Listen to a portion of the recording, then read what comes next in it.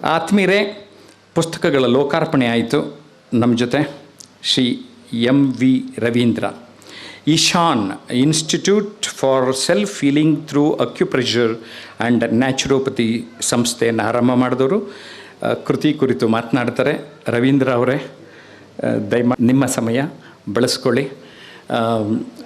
ಸುಮಾರು ಜನ ಕೂದಲು ಬೆಳಗಾದರೆ ಟೆನ್ಷನ್ ಆಗ್ತಾರೆ, ಆದರೆ ನೀವು ಟೆನ್ಷನ್ ಆದಂಗೆ ಕಾಣಿಸ್ತಾ ಇಲ್ಲ.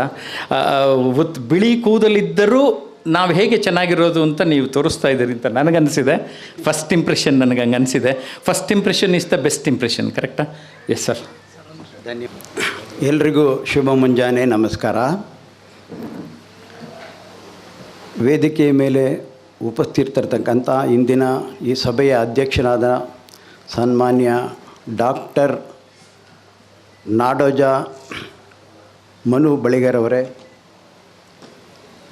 ಮತ್ತು ಡಾಕ್ಟರ್ MN ಸುಧಾ ಅವರೇ, ಹಾಗೂ ಪ್ರೊಫೆಸರ್ SG ಸಿದ್ದರಾಮಯ್ಯನವರೇ, ಹಾಗೂ ಇವತ್ತಿನ ಕಾರ್ಯಕ್ರಮದ ಕೇಂದ್ರ ಬಿಂದುವಾದ ನನ್ನ ಆತ್ಮೀಯ ಮಿತ್ರರಾದ ಡಾಕ್ಟರ್ DS ವಿಶ್ವನಾಥ್ರವರೇ, ಮೊದಲು ನನಗೆ ಇವರು ಈ ಆಹ್ವಾನವನ್ನು ಕೊಟ್ಟು ನೀವು ಈ ಪುಸ್ತಕನ ಬಿಡುಗಡೆ ಮಾಡಬೇಕು, ನಿಮ್ಮರಿಗೆ ಮೊದಲನೇ ಭಾಗನ ಅರ್ಪಿಸಿದ್ದೀನಿ ಎಂದಾಗ ನನಗೆ ಒಂದು ಸ್ವಲ್ಪ ಅನುಮಾನ ಆಯಿತು, ಸಂಕೋಚ ಆಯಿತು. ಇದಕ್ಕೆ ನಾನು ನಿಜವಾಗ್ಲೂ ಅರ್ಹನಿದ್ದೇನಾ ಅಂತ ಅಂದ್ಬಿಟ್ಟು. ಅದೇ ಸಮಯದಲ್ಲಿ ನನಗೆ ಭಾಳ ಖುಷಿನೂ ತುಂಬ ಸಂತೋಷ ಆಯಿತು. ಯಾಕೆ ಅಂತಂದರೆ ನಾವು ಮಾಡಿರೋ ಸಾಧನೆ ಭಾಳ ಅಲ್ಪ. ಅದನ್ನೇ ಗುರುತಿಸ್ಬಿಟ್ಟು ಅಂದರೆ ಅಕ್ನಾಲೆಜ್ಮೆಂಟ್ ಕೊಡ್ತಾರಲ್ಲ, ಭಾಳ ಅಂದರೆ ನಮಗೆ ಒಂದು ಸ್ಫೂರ್ತಿ ಕೊಡುತ್ತೆ. ನಾವು ಇನ್ನೂ ಮಾಡಬೇಕಾಗಿರೋದು ಕೆಲಸ ಬೇಕಾದಷ್ಟಿದೆ ಅಂತಕ್ಕಂಥದ್ದು ನಮಗೆ ಮನವರಿಕೆ ಆಗುತ್ತೆ. ಆದರೆ ಇದರಲ್ಲಿ ನನ್ನ ಪಾತ್ರ ಮಾತ್ರ ಅಲ್ಲ, ನನ್ನ ಇಡೀ ಈಶಾನ್ ಸಂಸ್ಥೆಯ ಇಡೀ ಪರಿವಾರಕ್ಕೆ ನಾನು ಇದನ್ನು ಪುನರ್ ಅರ್ಪಿಸ್ತಾ ಇದ್ದೀನಿ. I am because of we ಅಂತ ಹೇಳ್ತೀವಿ. ಇದ್ರ ಸ್ವಂತದ್ದೇನಿಲ್ಲ.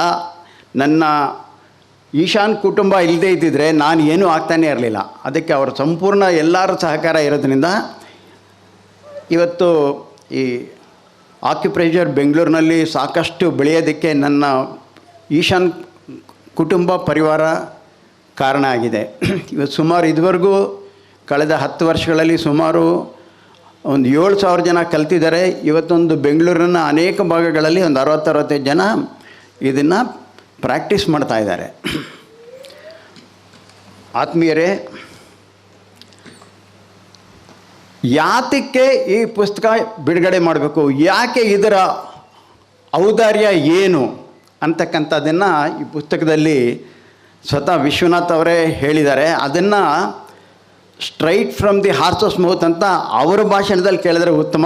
ಆದರೂ ಸಂಕ್ಷಿಪ್ತವಾಗಿ ಒಂದು 4 ಮಾತನ್ನು ನಾನು ಇದಕ್ಕೆ ಹೇಳಕ್ಕೆ ಬಯಸ್ತೀನಿ. ಏಕೆಂತಂದರೆ ಎಲ್ಲರ ಮನಸ್ಸಿನಲ್ಲಿ ಏನಪ್ಪ ಇದೆ ಅಂತಂದರೆ, ಆರೋಗ್ಯ ಅಂತಂದರೆ ನಾವು ಆಸ್ಪತ್ರೆ ಅಲೋಪತಿಕ್ ಚಿಕಿತ್ಸೆಗೆ ಒಳಗಾಗಬೇಕು, ಇಲ್ದಿದ್ರೆ ಬೇರೆ ದಾರಿನೇ ಇಲ್ಲ. ಯಾರು ವೈದ್ಯರು ಏನು ಹೇಳ್ತಾರೋ ಅದೇ ವೇದ ಅಂತ ತಿಳ್ಕೊಂಬಿಟ್ಟಿದ್ದೀವಿ. ಆದರೆ ಅದಕ್ಕಿಂತ ಮಿಗಿಲಾಗಿ ಪರ್ಯಾಯ ವ್ಯವಸ್ಥೆ ಹೊಂದಿದೆ. ಅದರಿಂದ ಯಾವ ಅಡ್ಡ ಪರಿಣಾಮ ಇಲ್ಲದೆ, ಯಾವ ಖರ್ಚು ಇಲ್ಲದೆ, ಯಾವುದೇ ರೋಗವನ್ನು ಬೇಕಾದ್ರೆ ನಾವು ಗುಣಪಡಿಸ್ಕೋಬೇಕು, ಮಾಡ್ಕೋಬಹುದು ಅಂತಕ್ಕಂಥ ಅರಿವು ನಮ್ಮ ಸಮಾಜದಲ್ಲಿ ಇಲ್ಲ. ಇದು ತುಂಬ ದುರದೃಷ್ಟವಶಾತ್. ಈ ಅರಿವು ಅಂದರೆ ಈ ಪರ್ಯಾಯ ಪದ್ಧತಿಯಿಂದ ನಮಗೆ ಆರೋಗ್ಯನ ಕಾಪಾಡ್ಕೊಳ್ಳೋದು, ಸುಧಾರಿಸ್ಕೊಳ್ಳೋದು, ಯಾವುದೇ ರೋಗನ ನಿವಾರಣೆ ಮಾಡಬಹುದು ಅನ್ನೋದು ಪಾಶ್ಚಾತ್ಯ ದೇಶಗಳಲ್ಲಿ, ಚೈನಾದಲ್ಲಿ, ಸೌತ್ ಈಸ್ಟ್ ಏಷ್ಯನ್ ಕಂಟ್ರಿಗಳಲ್ಲಿ ಸಾಬೀತಾಗಿದೆ.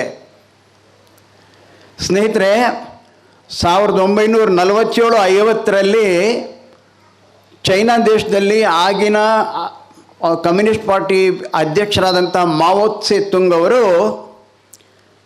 ಎಲ್ಲ ಶಾಲಾ ಕಾಲೇಜುಗಳಲ್ಲಿ ಆಕ್ಯುಪ್ರೆಷರ್ನ ಸಪ್ಲಿಮೆಂಟ್ರಿ ಸಬ್ಜೆಕ್ಟಾಗಿ ಇಂಟ್ರೊಡ್ಯೂಸ್ ಮಾಡ್ತಾರೆ. ಅದಾಗಿ ಕೆಲವೇ ವರ್ಷಗಳಲ್ಲಿ ಏನಪ್ಪ ಆಗತ್ತೆ ಅಂತಂದರೆ ಲಕ್ಷಾಂತರ ಜನ ವೈದ್ಯರುಗಳು ತಯಾರಾಗಿಬಿಡ್ತಾರೆ ಆಕ್ಯುಪ್ರೆಷರಿಂದ. ಪಾಶ್ಚಿಮಾತ್ಯರು ಅದನ್ನು ಬೇರ್ಫುಟ್ ಡಾಕ್ಟರ್ಸ್ ಅಂತ ಕರೀತಾರೆ. ಅಷ್ಟೇ ಅಲ್ಲ, ಕೇವಲ 20 ವರ್ಷಗಳಲ್ಲಿ ಇಡೀ ಚೈನಾ ದೇಶದ ಜನಸಂಖ್ಯೆಯ ಆರೋಗ್ಯ ಸುಧಾರಿಸುತ್ತೆ. ಅವರ ಎತ್ತರ, ದೇಹದಾರ್ಢ್ಯ ಬಹಳ ಸುಧಾರಿಸ್ಬಿಡುತ್ತೆ. ಹಿಂದೆ ಎಲ್ಲ ನಮ್ಮ ಕಾಲದಲ್ಲಿ ನಮ್ಮ ಜನ್ರೇಷನ್ ಅವ್ರಿಗೆ ಗೊತ್ತಿರುತ್ತೆ, ಚೈನಾ ಅಂದರೆ ಕುಳ್ಳರು, ಜಪಾನ್ ಅಂದರೆ ಕುಳ್ಳರು. ಆದರೆ ಇವತ್ತು ಹಾಗಿಲ್ಲ. ಇವತ್ತು ಈ ಆಕ್ಯುಪ್ರೆಷರ್ನ ಅವರ ಜೀವನದಲ್ಲಿ ಅಳವಡಿಸ್ಕೊಂಡ ಮೇಲೆ ಇಡೀ ಚೈನಾ ದೇಶ ಮತ್ತು ಎಲ್ಲೆಲ್ಲಿ ಕೊರಿಯಾ ಇರ್ಬೋದು, ಜಪಾನ್ ಇರ್ಬೋದು, ಸಿಲೋನ್ ಇರ್ಬೋದು, ಈಗೀಗ ಪಾಶ್ಚಾತ್ಯ ದೇಶಗಳಲ್ಲೂ ಇದಕ್ಕೆ ಮಾನ್ಯತೆ ದೊರೆತು ಇದ್ರ ಉಪಯೋಗನ ಅರಿತುಕೊಂಡು ಎಲ್ಲ ಕಡೆ ಇದು ಪ್ರಚಲಿತ ಆಗ್ತಾ ಇದೆ. It is gaining ground. ನಮ್ಮ ದೇಶದಲ್ಲಿ ಕೂಡ ಆಗ್ತಾ ಇದೆ. ಇವತ್ತು ಚೈನಾ, ಜಪಾನ್, ಕೊರಿಯಾದವರು ಈ ಒಲಿಂಪಿಕ್ಸ್ ಕ್ರೀಡೆಗಳಲ್ಲಿ ಪಾಶ್ಚಿಮಾತ್ಯರನ್ನ ಸೋಲಿಸ್ತಾ ಇದ್ದಾರೆ. ಹೇಗೆ ಸಾಧ್ಯ ಆಯಿತು? ಆಕ್ಯುಪ್ರೆಷರ್ನಿಂದ. ವಾರ್ಷಿಕ ಆಯವ್ಯಯದಲ್ಲಿ ಚೈನಾ ದೇಶದಲ್ಲಿ ಅಂದರೆ ಮೆಡಿಸಿನ್ಗೋಸ್ಕರ ಏನು ಖರ್ಚೆ ಮಾಡೋದಿಲ್ಲ. ಯಾಕೆಂತಂದರೆ ಆಕ್ಯುಪ್ರೆಷರ್ ಇದೆ. ಹಳ್ಳಿಗಳಲ್ಲಿ ಮನೆಗಳಲ್ಲಿ ಆಕ್ಯುಪ್ರೆಷರ್ ಗೊತ್ತಿದೆ. ನಮ್ಮ ವಿಶ್ವನಾಥ್ ಅವರು ಸ್ವತಃ ಅವರೇ ಕೆಲವು ತೊಂದರೆಗಳಿಂದ, ಆರೋಗ್ಯದ ಸಮಸ್ಯೆಗಳಿಂದ ಅವರು ನರಳ್ತಾ ಇರಬೇಕಾದ್ರೆ, ಅಂದರೆ ಸಣ್ಣ ಪುಟ್ಟದೇ ಇರ್ಬೋದು, ಅವ್ರಿಗೆ ಮಲಬದ್ಧತೆ ಇರ್ಬೋದು, ಅಲರ್ಜಿಕ್ ಇರ್ಬೋದು, ಅಥವಾ ಬ್ಲಡ್ ಪ್ರೆಷರ್ ಇರ್ಬೋದು, ಇದಕ್ಕೆಲ್ಲ ಮೆಡಿಸಿನ್ ತೊಗೊಂಡ್ರು. ಆದರೆ ಅದ್ರ ಉಪಯೋಗ ಆಗಲಿಲ್ಲ. ಅಡ್ಡ ಪರಿಣಾಮಗಳು ಜಾಸ್ತಿ ಆಗ್ತಾ ಬಂದ್ಬಿಡ್ತು. ಸುಮಾರು ವರ್ಷಗಳು ಸಾವಿರಾರು ಮೆಡಿಸಿನ್ಗಳನ್ನ ನುಂಗಿ ಈ ಕೆಮಿಕಲ್ಸ್ ಅಂದರೆ ದೇಹದಲ್ಲಿ ಅದನ್ನು ತುಂಬಿ ಅದರ ಅಡ್ಡ ಪರಿಣಾಮವಾಗಿ ಅವರಲ್ಲಿ ಇದ್ದಿದ್ದ ಲವಲವಿಕೆ, ಉತ್ಸಾಹಗಳು ಕಡಿಮೆ ಆಗ್ತಾ ಬಂದ್ಬಿಡ್ತು. ಹಾಗಾಗ್ಬಿಟ್ಟು ಅವರು ಯಾವಾಗ ಇದಕ್ಕೆ ಈ ಪರ್ಯಾಯ ಪದ್ಧತಿಗೆ, ಹೋಮಿಯೋಪತಿ ಇರ್ಬೋದು, ಆಯುರ್ವೇದ ಇರ್ಬೋದು, ನಂತರ ಆಕ್ಯುಪ್ರೆಷರ್ ಚಿಕಿತ್ಸಾ ಪದ್ಧತಿಗೆ ಅವರು ತೊಡಗಿಸಿಕೊಂಡಾಗ ಔಷಧಿಯಿಂದ ಹೊರಗಡೆ ಬಂದು ಪುನಃ ಅವರಲ್ಲಿದ್ದ ಚೈತನ್ಯ, ಉತ್ಸಾಹಗಳನ್ನ ಪುನಃ ವಾಪಸ್ ಪಡ್ಕೊಂಡ್ರು. ಅದೇ ಅವರಿಗೆ ಪ್ರೇರಣೆ ಆಗಿ, ಇದರಿಂದ ಇಷ್ಟು ಅದ್ಭುತವಾದಂತಹ ಇದರಲ್ಲಿ ಚಮತ್ಕಾರ ಇದೆ, ಇದು ಸುಳ್ಳಲ್ಲ, ಕಿವಿ ಮಾತಲ್ಲ ಅಂತ ತಮಗೆ ಸ್ವಂತ ಅನುಭವಕ್ಕೆ ಬಂದು ಇದನ್ನು ಬಹಳ ಆಳವಾಗಿ ಅಭ್ಯಾಸ ಮಾಡಿ 10 ಜನರಿಗೆ ಅವರ ಇವಾಗ ಪ್ರಾಕ್ಟೀಸ್ ಮಾಡ್ತಾ ಇದ್ದಾರೆ ಈ ಥೆರಪಿನ. ಅವ್ರು ಮೊದಲನೇ ಈ ಕಂತಿನಲ್ಲಿ ಭಾಗದಲ್ಲಿ ಏನು ಬರೆದಿದ್ದಾರೆ ಅಂತಂದರೆ, ಅವರ ಕೆಲವು ಉದಾಹರಣೆಗಳು ಕೊಟ್ಟಿದ್ದಾರೆ. 10 ಉದಾಹರಣೆ ಕೊಟ್ಟಿದ್ದಾರೆ. 100 ಜನಕ್ಕೆ ಇದರಿಂದ ಅವರು 1000 ಜನಕ್ಕೆ ಟ್ರೀಟ್ಮೆಂಟ್ ಕೊಟ್ಟಿದ್ದಾರೆ. ಪ್ರಮುಖವಾಗಿ ಕೆಲವುದು ಕೊಟ್ಟಿದ್ದಾರೆ. ಯಾವ ಕಾಯಿಲೆ ಅದು ಅಲೋಪತಿನಲ್ಲಿ ಇಂಪಾಸಿಬಲ್, ಸಾಧ್ಯವೇ ಇಲ್ಲದಿರ್ತಕ್ಕಂಥ ಕಾಯಿಲೆ. ಕ್ಯಾನ್ಸರ್ ಇರ್ಬೋದು, ಬ್ರೆಸ್ಟ್ ಕ್ಯಾನ್ಸರ್ ಇರ್ಬೋದು, ಕೋಲನ್ ಕ್ಯಾನ್ಸರ್ ಆಗಿದ್ದಂಥ ಪೇಷಂಟ್ಸು ಇವ್ರ ಹತ್ರ ಬಂದಿದ್ದಾಗ, ಮತ್ತು ಇನ್ನೊಬ್ಬರು ಪೇಷಂಟ್ಗೆ ಡಾಕ್ಟ್ರ್ ಹೇಳಿದ್ರು ನೀವು ಕೇವಲ 3 ತಿಂಗಳು ಬದುಕ್ತೀರಾ ಅಂತ. ಅಷ್ಟರ ಮನೆಯವ್ರಿಗೂ ಹೇಳಿಬಿಟ್ಟಿದ್ರು. ಆ ವ್ಯಕ್ತಿ ಪಾಪ ರೋಗಿ ಮಾನಸಿಕವಾಗಿ ಅದಕ್ಕೆ ತಯಾರಾಗಿಬಿಟ್ಟಿದ್ರು. ಅವ್ರಿಗೆ ಯಾರೋ ಹೇಳಿದ್ರು, ಈ ಥರ ಈ ಪರ್ಯಾಯ ವ್ಯವಸ್ಥೆನಲ್ಲಿ ಡಾಕ್ಟರ್ ವಿಶ್ವನಾಥ್ ಅಂತಿದ್ದಾರೆ, ನೀವು ಅವ್ರ ಬಳಿ ಒಂದು ಒಪಿನಿಯನ್ ತಗೊಳ್ಳಿ ಅಂಥೇಳಿ. ಇವ್ರ ಬಳಿ ಬಂದಾಗ ಅವ್ರಿಗೆ ಧೈರ್ಯ ತುಂಬಿ, ಇಲ್ಲ ಪ್ರಯತ್ನ ಮಾಡೋಣ, ನಿಮ್ಗೆ ಒಳ್ಳೆಯದಾಗತ್ತೆ ಅಂತಂದ್ಬಿಟ್ಟು ಒಂದು ಮಾನಸಿಕವಾಗಿ ಸ್ಥೈರ್ಯವನ್ನು ತುಂಬಿ ಚಿಕಿತ್ಸೆ ಪ್ರಾರಂಭಿಸಿದ ಮೇಲೆ ಕೇವಲ ಕೆಲವೇ ತಿಂಗಳುಗಳಲ್ಲಿ ಅವರು ಪುನಃ ಮೊದಲಿನ ಚೈತನ್ಯವನ್ನು, ಹುರುಪನ್ನು ಪಡ್ಕೊಂಡ್ರು, ಸಂಪೂರ್ಣವಾಗಿ ಆರೋಗ್ಯ ಹೊಂದಿದ್ರು. ಆ ಥರ ಅನೇಕ 9-10 ಉದಾಹರಣೆ ಕೊಟ್ಟಿದ್ದಾರೆ. ಒಂದು ಸ್ತ್ರೀಗೆ 40 ವರ್ಷ ಆಗಿರುತ್ತೆ, ಅದು ಮಕ್ಕಳಾಗಿರೋದಿಲ್ಲ, ಬಂಜೆತನ ಇರುತ್ತೆ. ಇವ್ರ ಹತ್ರ ಬಂದು ಅವ್ರ ಮನೆಯಲ್ಲಿ ಬಹಳ ಒತ್ತಡ ಇರುತ್ತೆ. ಏನಪ್ಪ ನಮಗೆ ವಂಶವೃದ್ಧಿ ಆಗಬೇಕು ಅಂತಂದ್ಬಿಟ್ಟು ಆಕೆ ಮೇಲೆ, ಇದೆಲ್ಲ ಕಾಮನ್ ಅಲ್ವಾ, ಸಾಮಾನ್ಯ. ಆವಾಗ ಇವ್ರ ಹತ್ರ ಬಂದು ಚಿಕಿತ್ಸೆ ತಗೊಂಡಾದಾಗ ಅವ್ರಿಗೆ ಅದು ಚಿಕಿತ್ಸೆ ಫಲಿಸಿ 1 ವರ್ಷದೊಳಗಡೆ ಮಗು ಆಗತ್ತೆ. ಅದೇ ಥರ ಒಂದು ಸ್ತ್ರೀಗೆ ಮಂಡಿ ಚಿಪ್ ಅಂತ ಕರಿತೀವಲ್ಲ, ಕ್ಯಾಪ್, ಅದನ್ನು ರೀಪ್ಲೇಸ್ಮೆಂಟ್ ಮಾಡಲೇಬೇಕು, ಇಲ್ದಿದ್ರೆ ನಡೆಯೋಕ್ಕೆ ಆಗೋದಿಲ್ಲ ಅಂತಕ್ಕಂಥ ಒಂದು ಸಮಾಚಾರವನ್ನು ವೈದ್ಯರುಗಳು ಅವ್ರಿಗೆ ಹೇಳ್ತಾರೆ. ಆವಾಗ ಅವ್ರಿಗೂ ಯಾರೋ ಸಲಹೆ ಮಾಡ್ತಾರೆ, ಇಲ್ಲ ಈ ಆಕ್ಯುಪ್ರೆಷರ್ ಪದ್ಧತಿನಲ್ಲಿ ಡಾಕ್ಟರ್ ವಿಶ್ವನಾಥ್ ಅವರು ಅಂತ ಒಬ್ಬರು ಖ್ಯಾತರಿದ್ದಾರೆ, ನೀವು ಅವ್ರ ಬಳಿ ಹೋಗಿ ಚಿಕಿತ್ಸೆ ತೊಗೊಂಡು ಪ್ರಯತ್ನ ಪಡಿ, ಅದ್ರಲ್ಲಿ ತಪ್ಪೇನು ಅಂತ ಹೇಳ್ತಾರೆ. ಇವರು ಆ ಪೇಷಂಟ್ ಇವ್ರ ಹತ್ರ ಬಂದು ಟ್ರೀಟ್ಮೆಂಟ್ ತೊಗೊಂಡು ಒಂದು 5-6 ತಿಂಗಳಲ್ಲಿ ಗುಣ ಆಗಿ ಸಂಪೂರ್ಣ ನಡೆಯೋಕ್ಕಾಗಿ ಟ್ರೆಕ್ಕಿಂಗ್ ಹೋಗ್ತಾರೆ 60-60 ವರ್ಷದವರು. ಆಮೇಲೆ ಕೆಲಸಕ್ಕೆ ವಾಲಂಟ್ರಿ ರಿಟೈರ್ಮೆಂಟ್ ಕೊಟ್ಬಿಡ್ಬೇಕು ಅಂತಿದ್ದವರು ಪುನಃ ಇಲ್ಲ ಬೇಡ ಅಂತೇಳಿ ತಮ್ಮ ಧೈರ್ಯ ಅವ್ರಿಗೆ ಬರುತ್ತೆ, ಇಲ್ಲ ನನ್ನ ಸಾಮಾನ್ಯವಾಗಿ ಜೀವನ ಮಾಡ್ಬೋದು ಅಂತಂದ್ಬಿಟ್ಟು ಆಮೇಲೆ ತಮ್ಮ ಇದು ನಿವೃತ್ತಿಯನ್ನು ಘೋಷಿಸದೆ ತಿರ್ಗಾ ಕೆಲಸಕ್ಕೆ ಸೇರಿಕೊಂಡು ಸಹಜವಾದ ಜೀವನವನ್ನು ಚೈತನ್ಯದಿಂದ ಬದುಕ್ತಾರೆ. ಈ ಥರ 10-11 ಉದಾಹರಣೆಗಳು ಕೊಟ್ಟಿದ್ದಾರೆ. ಇದೇ ಅವ್ರಿಗೆ ಸ್ಫೂರ್ತಿ ಆಯಿತು. ಇಂಥ ಈ ದಿವ್ಯವಾದ ಮತ್ತು ಇದನ್ನು ನಾನು ಡಿವೈನ್ ಅಂತ ಕರೀತಾರೆ ಅವರೇನೇ, ಇದು ದೈವಿಕ ಅಂಶ ಇದರಲ್ಲಿ ತುಂಬಿದೆ ಅಂತ. ಅದನ್ನು ಯಾಕೆ ಅಂತ ನಾನು ಹೇಳ್ತೀನಿ. ಅಂದರೆ ಇದನ್ನು ಬರೀ ನನ್ನಷ್ಟಕ್ಕೆ ನಾನೇ ಇಟ್ಕೋಬಾರ್ದು, ಇದನ್ನು ಸಮಾಜಕ್ಕೆ ಕೊಡಬೇಕು. ಹೆನ್ರಿ ಟಾಡ್ ಅಂತಕ್ಕಂಥ ಒಬ್ಬ ಬರಹಗಾರಂದು ಒಂದು ಡೈ ಎಂಟಿ ಅಂತಕ್ಕಂಥ ಪುಸ್ತಕ ಅವ್ರ ಮೇಲೆ ಭಾಳ ಪ್ರಭಾವ ಬೀಳುತ್ತೆ. ಅದೇನಪ್ಪ ಅಂತಂದರೆ, ನಾವು ಸಾಯುವ ಮುನ್ನ ನಮ್ಮಲ್ಲಿ ಏನು ಒಳ್ಳೇದಿದೆಯೋ ಅದನ್ನು ಸಮಾಜಕ್ಕೆ ಕೊಟ್ಬಿಟ್ಟು ಹೋಗಬೇಕು. ಅದನ್ನು ಇಟ್ಕೊಂಡಿತ್ತು ಅಂದರೆ ಕರ್ಮ, ಅದು ಇಟ್ಕೋಬೇಡಿ, ದಂಡ ಆಗತ್ತೆ. ಕೊಟ್ಟಿದ್ದು ತನಗೆ, ಬಚ್ಚಿಟ್ಟಿದ್ದು ಪರರಿಗೆ. ಆ ತತ್ವದ ಮೇಲೆ ಇವ್ರಿಗೆ ಮನದಟ್ಟಾಗತ್ತೆ, ಓ ಇದನ್ನು ನಾವು ಹಂಚಲೇಬೇಕು ಅಂತ ಸಂಕಲ್ಪ ಮಾಡ್ತಾರೆ.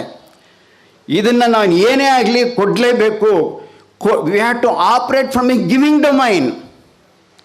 ಸಾಮಾನ್ಯ ಮನುಷ್ಯನ ಮನೋಭಾವನೆ ಹೆಂಗಿರುತ್ತಪ್ಪ ಅಂತಂದರೆ, ಬೇಕು ಬೇಕು ಬೇಕು ಬೇಕದು ಬೇಕು, ಬೇಕೆನೆಗೆ ಇನ್ನೊಂದು ಬೇಕೆನ್ನುತ್ತ ಬೊಬ್ಬಿಡಿತಲಿ ಘಟಮನಿದನು, ಏನೆಂದು ರಚಿಸಿದನೋ ಬೊಮ್ಮನಿ ಬೇಕುಗಳ ಸಾಕೆನುಪದೆಂದಿಗಲ ಮಂಕುತಿಮ್ಮ ಅಂತಾರೆ ಡಿ ವಿ ಗುಂಡಪ್ಪನವ್ರ ಕಗ್ಗದಲ್ಲಿ. ತಂಗಳುಣಿಸಿದಾಡೊಡಂ ಸಾಕೆನುವನು ಉಪವಾಸಿ, ಸಿಂಗಾರ ಸಂಗಾತಿ ಬೇಕುಂಡ ಬಳಿಕ, ಬಂಗಾರ ಪದವಿ ಪ್ರತಿಷ್ಠೆ ಬೇಕಾ ಬಳಿಕ, ಹಿಂಗದ ಎದ ಚಿಲುಮೆ ಮಂಕುತಿಮ್ಮ ಅಂತ. ಅಂದರೆ ಅದನ್ನು ಮೀರಿ ಕೊಡಲೇಬೇಕು ನಾನು ಸಮಾಜಕ್ಕೆ. ಕೊಡೋದ್ರಿಂದ ನಮಗೆ ಮಾನಸಿಕವಾಗಿ, ಆಧ್ಯಾತ್ಮಿಕವಾಗಿ ನಾವು ಮುಂದೆ ಬರ್ತೀವಿ. ಅದಕ್ಕೊಂದು ಉದಾಹರಣೆ ಕೊಡ್ತಾರೆ. ರಾಕ್ಫೆಲ್ಲರ್ ಅಂತ ಅಮೆರಿಕ ದೇಶದಲ್ಲಿ ಒಬ್ಬ ಅತ್ಯಂತ ಶ್ರೀಮಂತ ವ್ಯಕ್ತಿ ಇರ್ತಾರೆ. ಶ್ರೀಮಂತ ವ್ಯಕ್ತಿ, ಅವನು 60ನೇ ವಯಸ್ಸಿನಲ್ಲಿ ಆತನಿಗೆ ಯಾವುದೋ ಒಂದು ಕಾಯಿಲೆ ಬರುತ್ತೆ.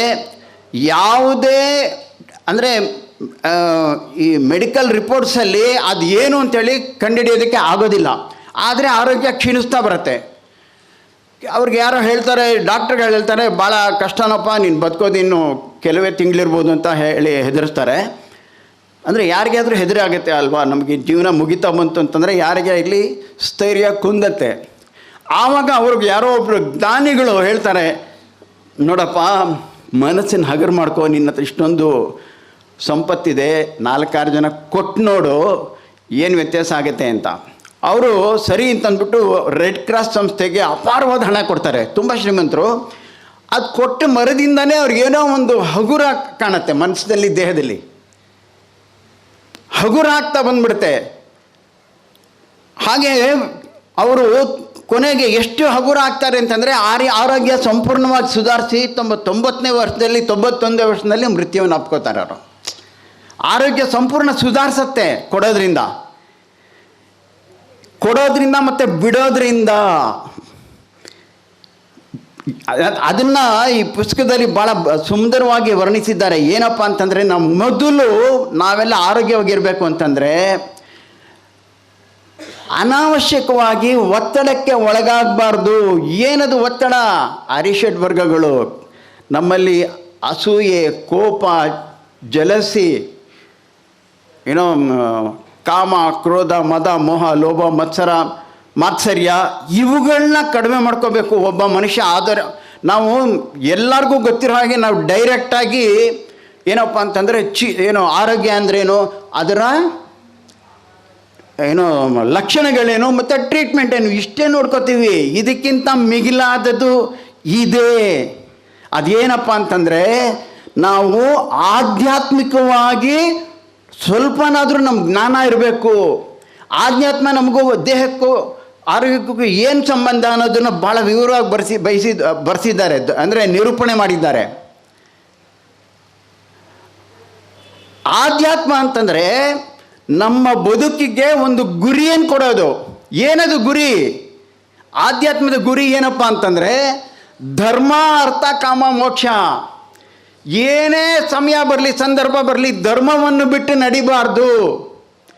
ನಾವು ಏನೇ ಆಗಲಿ ಪಾಂಡವ್ರ ಪಕ್ಷಪಾತ ಮಾಡಬೇಕು.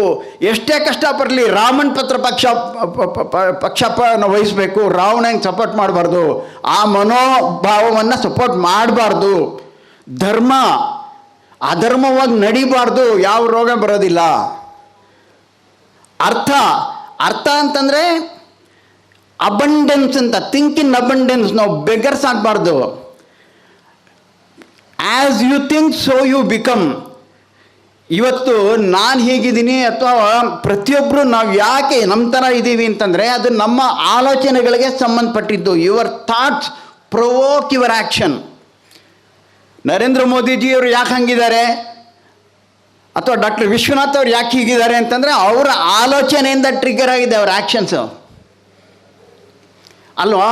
ಬೆಂಗಳೂರು ಯಾಕೆ ಹೀಗಿದೆ? ಇಲ್ಲಿ ಜನಗಳ ಥಾಟ್ ಪ್ರೊಸೆಸ್ಸಿಂದ ಬೆಂಗಳೂರು ಹಿಂಗಾಗಿದೆ. ಪ್ಯಾರಿಸ್ ಯಾಕೆ ಆಗಿದೆ? ಲಂಡನ್ ಹಾಗಾಗಿದೆ. ಯಾಕೆ? ಅಲ್ಲಿ ಜನಗಳ ಥಾಟ್ ಪ್ರೊಸೆಸ್ನಿಂದ. Thoughts invite situations. ನಮ್ಮ ಯೋಚನಾ ಲಹರಿಯನ್ನು ಚೆನ್ನಾಗಿಟ್ಕೋಬೇಕು. ನೀವು ಡಾಕ್ಟರ್ ವಿಶ್ವನಾಥ್ ಅವರ ಯಾವುದೇ ಪುಸ್ತಕ ತಗೊಳ್ಳಿ, ಮಾನಸಿಕ ಆರೋಗ್ಯದ ಬಗ್ಗೆ, ಆಧ್ಯಾತ್ಮದ ಬಗ್ಗೆ ಅವ್ರು ಬೆಳಗ್ಗೆ ಚೆಲ್ತಾರೆ. ಅದು ಅವ್ರ ಪ್ರವೃತ್ತಿ. ಹೌದು, ಅವ್ರದ್ದು ಒಂದು ಪುಸ್ತಕ ಚಿಂತೆ ನಿಶ್ಚಿಂತೆ ತುಂಬ ಅದ್ಭುತವಾಗಿದೆ. Random thoughts. ಅವರು 25 ಕೃತಿಗಳನ್ನ ರಚಿಸಿದ್ದಾರೆ. ಒಂದಕ್ಕಿಂತ ಒಂದು ಚೆನ್ನಾಗಿದೆ. ನೀವು ಅಂದರೆ ಯಾವುದನ್ನು ಓದಿದ್ರು ನೀವು ಖಂಡಿತ ಒಬ್ಬ ಒಳ್ಳೆ ಸೈಕಾಲಜಿಸ್ಟ್ ಆಗಿಬಿಡ್ತೀರಾ. ಅದೊಂದೇ ಅಲ್ಲ, ಅಂದರೆ ಆರೋಗ್ಯದ ಬಗ್ಗೆ ಕೂಡ ಇವಾಗ ಮೊದಲು ಈಗ ಈ 3 ಪುಸ್ತಕಗಳು ಪರಿಚಯ, ಫೌಂಡೇಶನ್ ಹಾಕ್ಕೊಟ್ಟಿದ್ದಾರೆ. ಈ ಫೌಂಡೇಶನ್ ಇದನ್ನು ನೀವು ಓದಿದ್ರೆ ನಿಮ್ಮ ಫೌಂಡೇಶನ್ ಆರೋಗ್ಯದ ಬಗ್ಗೆ ಭಾಳ ಸ್ಟ್ರಾಂಗ್ ಆಗುತ್ತೆ, ಅಡಿಪಾಯ. ಮುಂದೆ ನೀವೇ ವೈದ್ಯರಾಗಬೇಕು ಅಂತಕ್ಕಂಥ ಸ್ಫೂರ್ತಿ ಹುಟ್ಕೊಳ್ಳುತ್ತೆ. ಅಷ್ಟು ಚೆನ್ನಾಗಿ, ಸರಳವಾಗಿ, ಸುಲಲಿತವಾಗಿ ಬರೆದಿದ್ದಾರೆ. ಅಂದರೆ ಆರೋಗ್ಯದ ಪ್ರತಿಯೊಂದು ಸ್ತರಗಳನ್ನು, ಮಜಲುಗಳನ್ನು ವಿಸ್ತಾರವಾಗಿ ಅವರು ಹೇಳ್ಕೊಟ್ಟಿದ್ದಾರೆ. ಇವಾಗ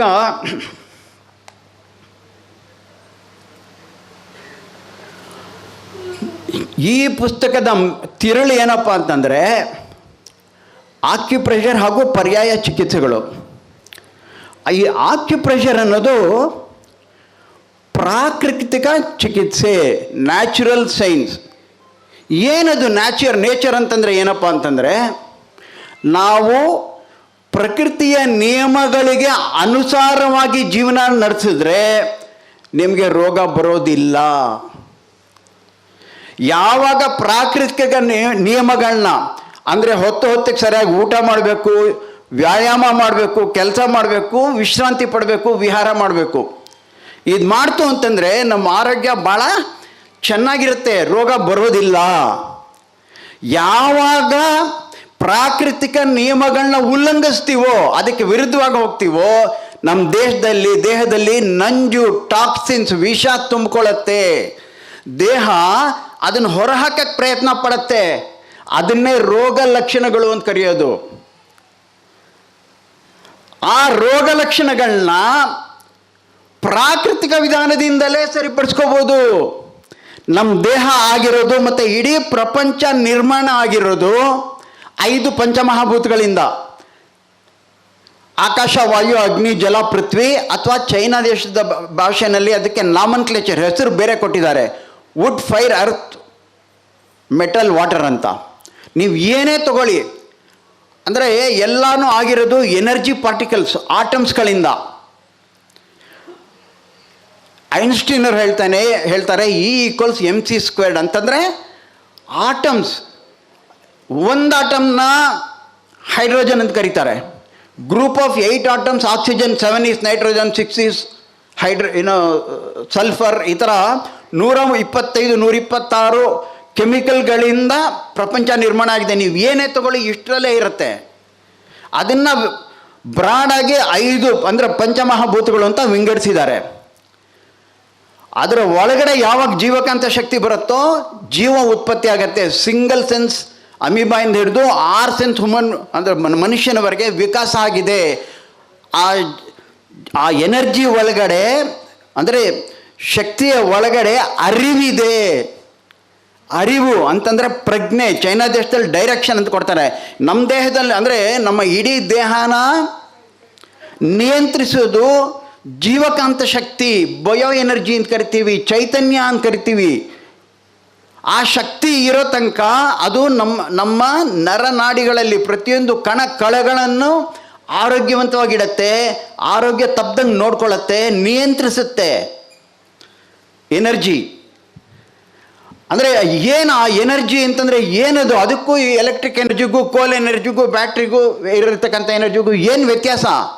ಈ ಎನರ್ಜಿನಲ್ಲಿ ಅರಿವಿದೆ, ಡೈರೆಕ್ಷನ್ ಕೊಡ್ತಕ್ಕಂಥ ಶಕ್ತಿ ಇದೆ. ಅರಿವು ಅಂದರೆ ಏನು? ಪ್ರಪಂಚದಲ್ಲಿ ನೀವು ಅದು ನಮ್ಮ ದೇಹದಲ್ಲಿ ಮಾತ್ರ ಇಲ್ಲ, ದೇಹದ ಹೊರಗಡೆ ಇದೆ. ವಿಶ್ವಕಾಂತ ಶಕ್ತಿ ಪರಮಾತ್ಮ ಅಂತೀವಿ. ನಮ್ಮ ದೇಹದ ಒಳಗಡೆ ಇರತಕ್ಕಂಥದನ್ನು ಆ ಶಕ್ತಿನ ಜೀವಾತ್ಮ ಅಂತೀವಿ. ಅದಿರೋ ತನಕ ಶಿವೋಹಂ ಅಹಂ ಬ್ರಹ್ಮಾಸ್ಮಿ ಏನಾದರೂ ಕರೀರಿ. ಅದು ಇಲ್ಲದೆ ಇದ್ದರೆ ಶವಾಹಂ ಅಲ್ವಾ?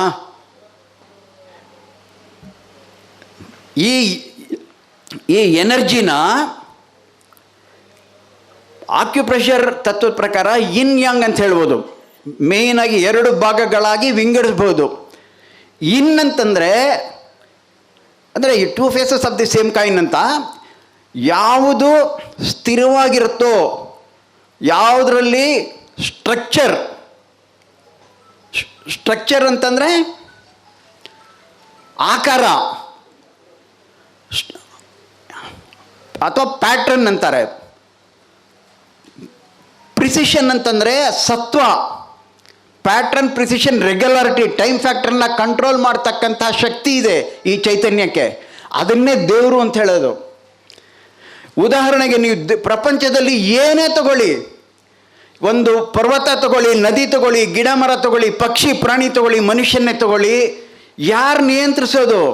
ಪ್ಯಾಟ್ರನ್, ಶೇಪ್ ಅಂಡ್ ಸೈಜನ್ನು ಯಾರು ನಿಯಂತ್ರಿಸೋದು? ಮರಕ್ಕೊಂದು ಶೇಪ್ ಇದೆ, ನದಿಗೊಂದು ಶೇಪ್ ಇದೆ, ಪರ್ವತಕ್ಕೆ ಶೇಪ್ ಇದೆ, ಪ್ರಾಣಿ ಪಕ್ಷಿಗಳಲ್ಲಿ ಒಂದೊಂದು ಶೇಪ್, ಪ್ರತಿಯೊಂದಕ್ಕೂ ಜಾತಿಗೂ ಒಂದೊಂದು ಶೇಪ್ ಇದೆ, ರೂಪರೇಖೆ. ಅದನ್ನು ನಿಯಂತ್ರಿಸೋದು ಈ ಶಕ್ತಿ, ದೈವಿಕ ಶಕ್ತಿ. ಮತ್ತು ಅದರಲ್ಲಿ ಸತ್ವ ಇದೆ. ಸುಲಭವಾಗಿ ಅರ್ಥ ಮಾಡ್ಕೋಬೇಕು ಅಂತಂದರೆ, ಇವಾಗ ವೆಜಿಟೇಬಲ್ಸ್, ಫ್ರೂಟ್ಸ್ ತಗೊಳ್ಳೋಣ ಅಂದರೆ ವೆಜಿಟೇಷನ್ ವರ್ಲ್ಡ್. ಅದಕ್ಕೆ ಯಾರು ಆಕಾರ ಕೊಡ್ತಾರೆ, ಕಲರು, ಟೇಸ್ಟ್ ಕೊಡ್ತಾರೆ? ಕ್ಯಾರೆಟ್, ಬೀಟ್ರೂಟ್, ಬನಾನಾ, ಹಲಸಿನ ಹಣ್ಣು, ಯಾವುದೇ ತರಕಾರಿ ಹಣ್ಣು ತಗೊಳ್ಳಿ, ಅದಕ್ಕೆ ವಾಸನೆ, ರುಚಿ ಯಾರು ಕೊಡ್ತಾರೆ? ಅದರಲ್ಲಿರೋ ಸತ್ವ, calcium, potassium, magnesium, zinc, sulphur ಇದೆಲ್ಲ ಯಾರು ಕೊಡ್ತಾರೆ? ಈ ಶಕ್ತಿ ಕೊಡುತ್ತೆ, ದೈವಿಕ ಶಕ್ತಿ, ಚೈತನ್ಯ ಅಂತ ಕರೀತಾರೆ. ಮತ್ತು ಟೈಮ್ ಫ್ಯಾಕ್ಟರ್, ಇದನ್ನು ಕಂಟ್ರೋಲ್ ಮಾಡೋದು ಈ ದೈವಿಕ ಶಕ್ತಿ. ಅದನ್ನೇ ಪರಮಾತ್ಮ ಅನ್ನೋದು. ಅದು ನಮ್ಮ ದೇಹದಲ್ಲಿದೆ. ನಮ್ಮ ದೇಹದಲ್ಲಿ ಇಲ್ಲಿರ್ತಕ್ಕಂಥ ಅಷ್ಟು ಕಣಗಳ ಬೇರೆ ಬೇರೆ ಶೇಪ್ ಅಂಡ್ ಸೈಜ್ನ ನಿಯಂತ್ರಿಸೋದು ಅದೇ ಶಕ್ತಿ. ಅದ್ರಲ್ಲಿ ನಮ್ಮ ದೇಹದಲ್ಲಿರ್ತಕ್ಕಂಥ ಪ್ರತಿ ಕಣಕ್ಕೂ ಬೇರೆ ಬೇರೆ ಸತ್ವ ಇದೆ. ಕಣ್ಣು ಬೆಳಕನ್ನು ಗ್ರಹಿಸುತ್ತೆ, ಮೂಗು ವಾಸನೆ ಗ್ರಹಿಸುತ್ತೆ, ಕಿವಿ ಶಬ್ದ ಗ್ರಹಿಸುತ್ತೆ, ಬ್ರೈನ್ ಅನಾಲಿಸಿಸ್ ಮಾಡುತ್ತೆ, ಕಿಡ್ನಿ ಫಿಲ್ಟರ್ ಮಾಡುತ್ತೆ, ಲಂಗ್ಸ್ ರೆಸ್ಪಿರೇಷನ್ ಮಾಡುತ್ತೆ, ಹಾರ್ಟ್ ಸರ್ಕ್ಯುಲೇಷನ್ ಮಾಡುತ್ತೆ. ಈ ಥರ ಇದಿಷ್ಟನ್ನು ಮಾಡೋದು ಈ ಶಕ್ತಿ, ಜೈವಿಕ ಶಕ್ತಿ. ಅದನ್ನೇ ಜೀವಕಾಂತ ಶಕ್ತಿ ಅಥವಾ ಚೈತನ್ಯ ಅಂತ ಕರೀತಾರೆ.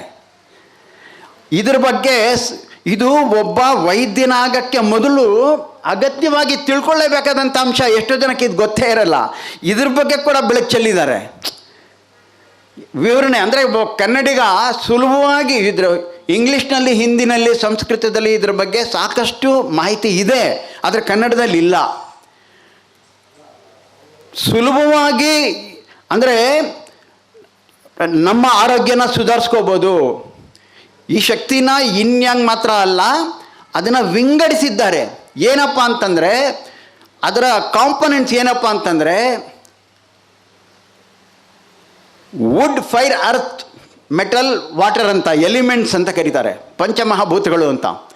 ಅಂದರೆ ಅದರ ಶಕ್ತಿ ಏನಪ್ಪ ಅಂದರೆ ಗಾಳಿ, ಚಲನೆ, ಬೆಂಕಿ, ಉಷ್ಣ, ಹ್ಯುಮಿಡಿಟಿ ತೇವಾಂಶ, ಅರ್ತ್ ಎಲಿಮೆಂಟ್, ಮತ್ತು ಮೆಟಲ್ ಎಲಿಮೆಂಟ್ ಅಂದರೆ ಅದರ ಶಕ್ತಿ ಏನಪ್ಪ ಅಂತಂದರೆ ಡ್ರೈನೆಸ್, ಮತ್ತು ವಾಟರ್ ಎಲಿಮೆಂಟ್ ಅಂದರೆ ಅದರ ಶಕ್ತಿ ಕೋಲ್ಡ್ನೆಸ್. ಇದಿಷ್ಟು ಸೇರಿ ಎನರ್ಜಿ ಆಗಿದೆ.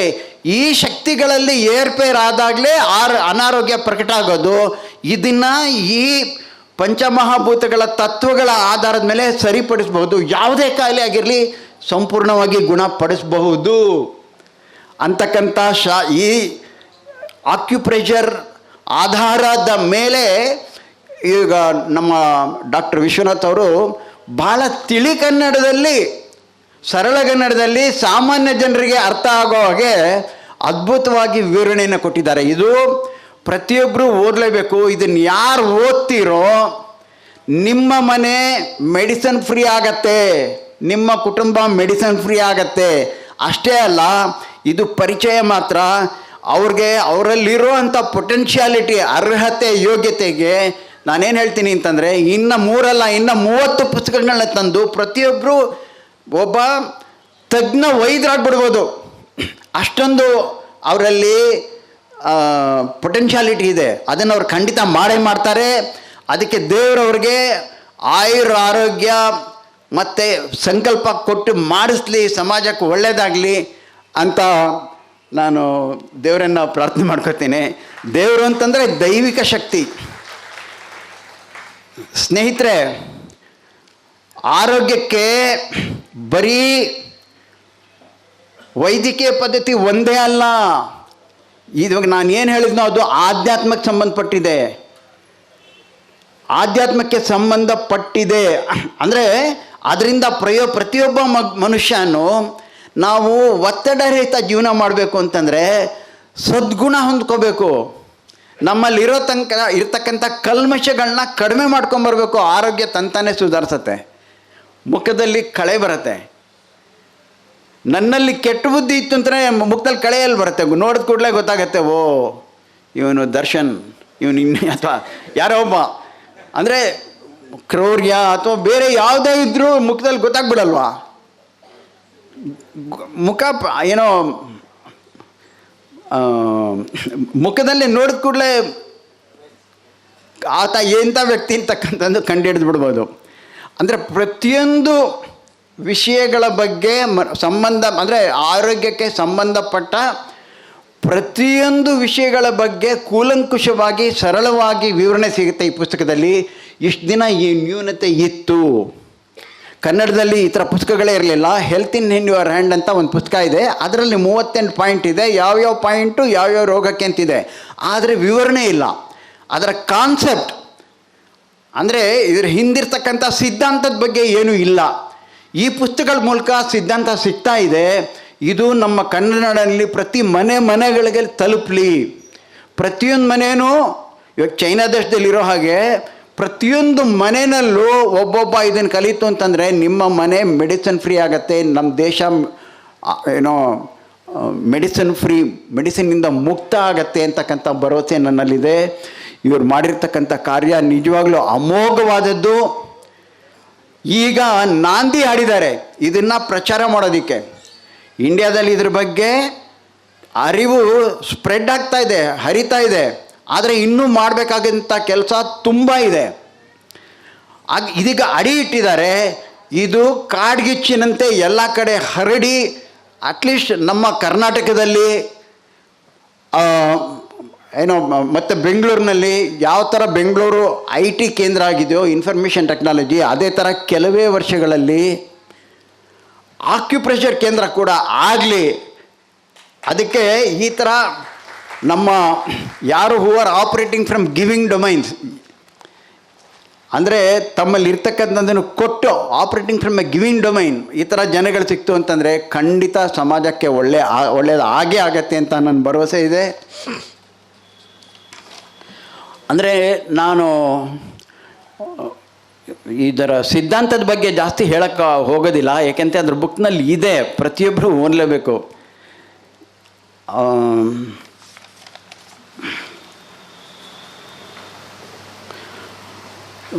ಒಂದು ಮಾತು ಹೇಳ್ತಾರೆ,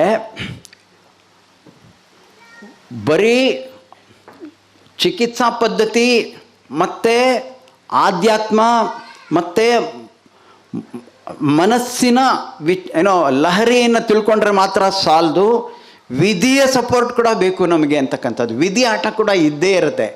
ಇಷ್ಟಾದರೂ ಇದು ಅದು ಎಷ್ಟು ಚೆನ್ನಾಗಿ ಕೊಟ್ಟಿದ್ದಾರೆ ಅವರ ಎಕ್ಸಾಂಪಲ್ ಈ ಪುಸ್ತಕದಲ್ಲಿ ಅಂತಂದರೆ, ಅಂದರೆ ನಮ್ಮ ಕೈ ಮೀರಿ ಕೂಡ ಕೆಲವು ಘಟನೆಗಳು ನಡೆದೋಗ್ಬಿಡುತ್ತೆ. ಅದಕ್ಕೆ ನಾವು ತಲೆ ಚಿಂತೆ ಮಾಡಬಾರ್ದು. ಒಂದು ಸತಿ ಒಂದು ಗುಬ್ಬಚ್ಚಿ ಒಂದು ಕಾಡಲ್ಲಿ ಒಂದು ಮರದ ಮೇಲೆ ತನ್ನ ಪಾಡಿಗೆ ತಾನು ಹಾಡ್ತಾ ಕೂತಿರುತ್ತೆ. ಆವಾಗ ಯಮರಾಜ ಅಲ್ಲಿ ಬಂದು ಅದನ್ನು ದೃಷ್ಟಿಸಿ ನೋಡ್ತಾನೆ. ಅದನ್ನು ಆ ದೃಷ್ಟಿಸಿ ನೋಡ್ತಿರೋದು ಒಂದು ಹದ್ದು ನೋಡ್ಬಿಡುತ್ತೆ. ಹದ್ದು ನೋಡ್ತಾರೆ, ಇದೇನು ಯಮನ ದೃಷ್ಟಿ ಬಿದ್ದುಬಿಡ್ತಲ್ಲಪ್ಪ ಅಂತ ಹದ್ದಿಗೆ ಯೋಚನೆ ಆಗುತ್ತೆ. ತಕ್ಷಣ ಹದ್ದೇನು ಮಾಡುತ್ತೆ ಅಂತಂದರೆ, ಯಮನ ದೃಷ್ಟಿ ಬಿದ್ದರೆ ಏನಾಗುತ್ತೆ ಅಲ್ವಾ, ಹಂಗಾಗ್ಬಿಟ್ಟು ತಕ್ಷಣ ಅದೇನು ಮಾಡುತ್ತೆ, ಗುಬ್ಬಚ್ಚಿ ಹತ್ರ ಹೋಗಿ ನೀನು ನನ್ನ ಬೆನ್ನ ಮೇಲೆ ಕೂತ್ಕೊಂಡು ನಿನ್ನ ನಾನು ಎಲ್ಲ ದೂರ ಕರ್ಕೊಂಡು ಹೋಗ್ಬಿಡ್ತೀನಿ, ಯಮನ ದೃಷ್ಟಿ ನಿನ್ನ ಮೇಲೆ ಬಿದ್ದಿದೆ ಅಂಥೇಳಿ 7 ಪರ್ವತಗಳ ಆಚೆ ದೂರದಲ್ಲಿ ಒಂದು ಕಡೆ ಕರ್ಕೊಂಡೋಗಿ ಒಂದು ದೊಡ್ಡ ಮರದ ಮೇಲೆ ಕೂರಿಸ್ಬಿಡುತ್ತೆ. ಯಮ ಏನು ಮಾಡ್ತಾನೆ ಅಂತಂದರೆ, ವಾಪಸ್ಸು ಆ ಪಕ್ಷಿ ಗರುಡ ವಾಪಸ್ ಬರ್ತಾ ಇರುತ್ತೆ. ಅದಕ್ಕೊಂದು ಯಮ ಅದನ್ನು ನೋಡ್ಬಿಟ್ಟು ಅಪ್ಪ ಗರುಡ ತುಂಬ ಥ್ಯಾಂಕ್ಸ್ ಕಣಪ್ಪ ಅಂತಾನೆ.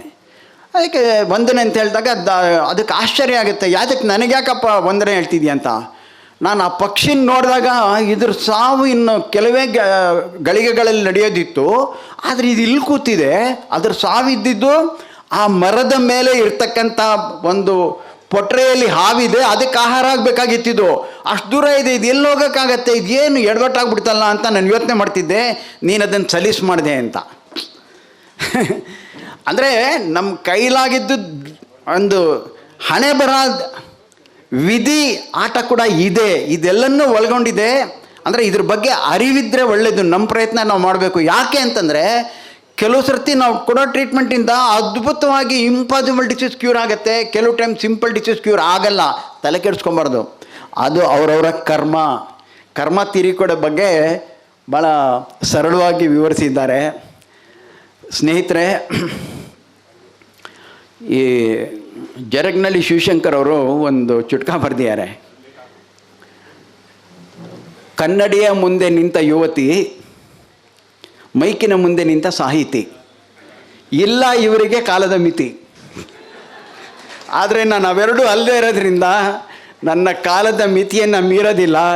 ಅಂದರೆ ನನಗಿಂತ ಉತ್ತಮವಾದ ವಾಗ್ಮಿಗಳಿಲ್ಲಿರೋದ್ರಿಂದ ನಾನು ಹೆಚ್ಚು ಹೇಳೋಕ್ಕೆ ಇಷ್ಟಪಡಲ್ಲ. ಆದರೆ ಈ ಪುಸ್ತಕವನ್ನು ಖಂಡಿತ ನೀವು ಓದೋದಲ್ಲದೆ, ನಿಮಗೆ ಯಾರಿಗಾದರೂ ಉಡುಗೊರೆ ನಿಮ್ಮ ಇಷ್ಟ ಬಂಧು ಮಿತ್ರರಿಗೆ ಕೊಡಬೇಕು ಅಂತಂದರೆ ತುಂಬ ಯೋಗ್ಯವಾದ ಪುಸ್ತಕ. ಇದನ್ನು ಕೊಂಡ್ಕೊಳ್ಳಿ, ಕೊಡಿ. ಇದರಿಂದ ನಾವು ಸುಮ್ಮನೆ ಯಾವುದೋ ಒಂದು ಫ್ಲಾಸ್ ಏನೋ ಒಂದು ಪಾತ್ರೆ ಪಗಡೆ ಕೊಟ್ಟರೆ ಅದೆಲ್ಲ ಎಸಿತಾರ್ರಿ. ಇದನ್ನು ಕೊಡ್ತು ಅಂತಂದರೆ ನಿಮ್ಮನ್ನು ಯಾವತ್ತೂ ನೆನೆಸ್ಕೊತಾರೆ ಓದ್ಬಿಟ್ರವರು. ಇದರಿಂದ ಅಂದರೆ ಅವರ ಏನು ಒಂದು ಈ ಕೆಲಸ ಮಾಡಿದ್ದಾರೆ, ಇದು ಮುಂದೆ ನಿಜವಾಗ್ಲೂ ಕರ್ನಾಟಕಾದ್ಯಂತ ಪಡಿಸಲಿ. ಅದಕ್ಕೆ ನಮ್ಮ ಸಂಪೂರ್ಣ ಬೆಂಬಲ ಇದೆ. ನಮ್ಮ ಈಶಾನ್ ಸಂಸ್ಥೆಯಿಂದ ನನ್ನ ಎಲ್ಲ ಸ್ಟೂಡೆಂಟ್ಗೂ ಇದನ್ನ ನಾನು ಖಂಡಿತ ಇದನ್ನು ಓದಲೇಬೇಕು. ಕನ್ನಡಿಗರಿಗೆ ಈ ಒಂದು ಅವಕಾಶನೇ ಇರಲಿಲ್ಲ ಪುಸ್ತಕ ಕೊಂಡ್ಕೊಂಡು ಓದೋದಕ್ಕೆ. ಕನ್ನಡದಲ್ಲಿ ಒಂದು ನ್ಯೂನತೆ ಇತ್ತು, ಅದನ್ನು ಇದು ಸಂಪೂರ್ಣವಾಗಿ ತೆಗಿತಾ ಇದೆ. ಇದರಿಂದ ಸಮಾಜಕ್ಕೆ ಭಾಳ ಒಳ್ಳೆಯದಾಗತ್ತೆ. ಸಮಾಜಮುಖಿಗಳಾದ ಸನ್ಮಾನ್ಯ ಡಾಕ್ಟರ್ ನನ್ನ ಆತ್ಮೀಯ ಸ್ನೇಹಿತರು ವಿಶ್ವನಾಥ್ ಅವರಿಗೆ ಮತ್ತೊಮ್ಮೆ ಹೃದಯಪೂರ್ವಕ ಕಂಗ್ರ್ಯಾಚುಲೇಷನ್ಸ್ ಹೇಳಿ ನನ್ನ 2 ಮಾತನ್ನ ಮುಗಿಸ್ತಾ ಇದ್ದೇನೆ.